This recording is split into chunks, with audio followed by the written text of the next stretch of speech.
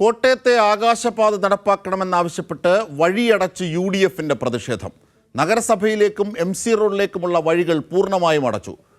സമരപ്പന്തൽ ഒരുക്കിയായിരുന്നു വഴിതടസ്സം സൃഷ്ടിച്ചത്. ഒരു പകൽ മുഴുവൻ നീണ്ട ഉപവാസ സമരമാണ് തിരുവഞ്ചൂർ രാധാകൃഷ്ണൻ MLAയുടെ നേതൃത്വത്തിൽ സംഘടിപ്പിച്ചത്.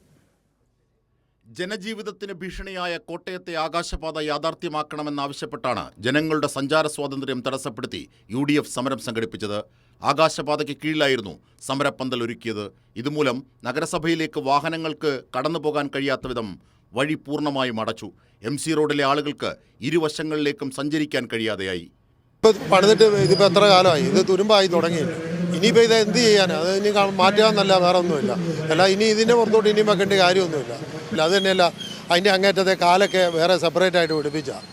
അതുകൊണ്ടത് വളരെ ഇതാക്കി. എൻ്റെ അഭിപ്രായത്തിൽ ഇതിനി മാറ്റുന്നത് തന്നെയല്ല.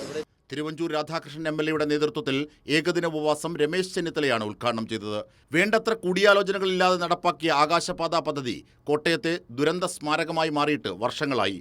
കാലപ്പഴക്കം മൂലം തൂണുകൾ തുരുമ്പെടുത്തു. തൂണുകൾ സ്ഥാപിച്ചതൊഴിച്ചാൽ കാര്യമായ നടപടികളൊന്നും തിരുവഞ്ചൂർ നടത്തിയിരുന്നില്ല. പദ്ധതി യാഥാർത്ഥ്യമാക്കാൻ മതിയായ സ്ഥലമില്ലാത്തതാണ് പ്രധാന വെല്ലുവിളി. ഇതാണ് നിർമ്മാണം നിലയ്ക്കാൻ ഇടയാക്കിയത്. കൈരളി ന്യൂസ്, കോട്ടയം.